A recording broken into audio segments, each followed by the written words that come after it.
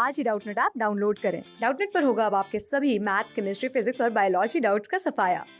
बस अपने क्वेश्चन की फोटो खींचो, उसे क्रॉप करो और तुरंत वीडियो सोल्यूशन पाओ। Download now.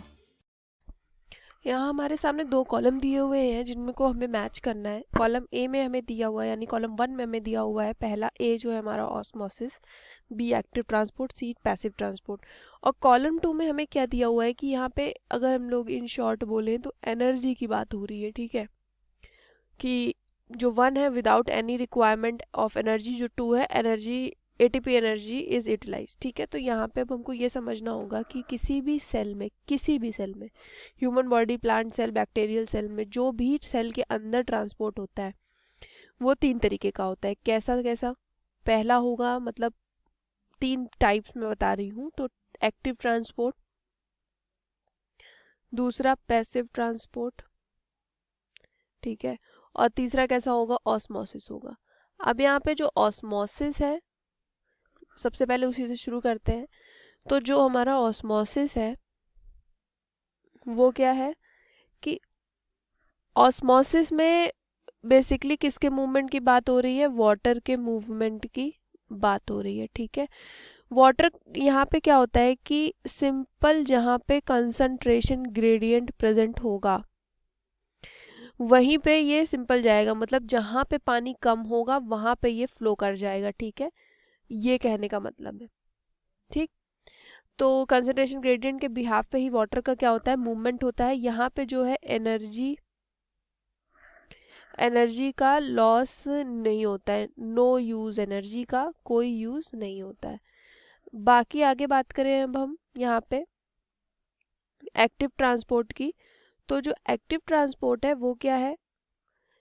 एक्टिव ट्रांसपोर्ट में जो एनर्जी की क्या होगी?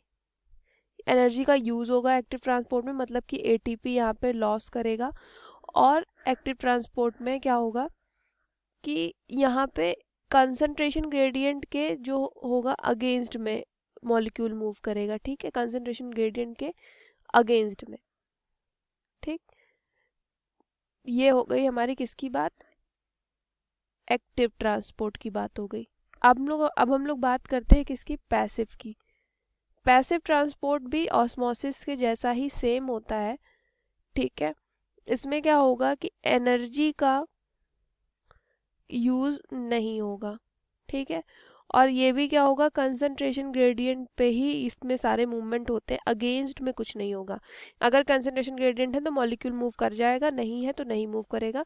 और अगर कंसंट्रेशन ग्रेडियंट है और मॉलिक्यूल मूव कर रहा है, कोई भी सॉल्ट, प्रोटीन, कुछ भी, आयन, तो वो सब क्या है? वो पैसिव ट्रांसपोर्ट होगा उसमें। यही क्वेश्चन में हमसे पूछा जा रहा है कि एनर्जी का यूज किस में नहीं होता है या किस में होता है। तो ऑस्मोसिस की बात करें तो ऑस्मोसिस में एनर्जी का यूज नहीं होता है, तो ए का हम लोग यहाँ 1 कर लेते हैं। एक्टिव ट्रांसपोर्ट में यूज होता है तो बी का 2, पैसिव ट्रांसपोर्ट में नहीं होता है तो सी का 1। तो ऐसा कौन सा ऑप्शन है हमारा? यहाँ पे ए का 1 और सी का भी 1 और बी का 2, तो ऑप्शन नंबर जो 4 है वो हमारा क्या है? करेक्ट आंसर है।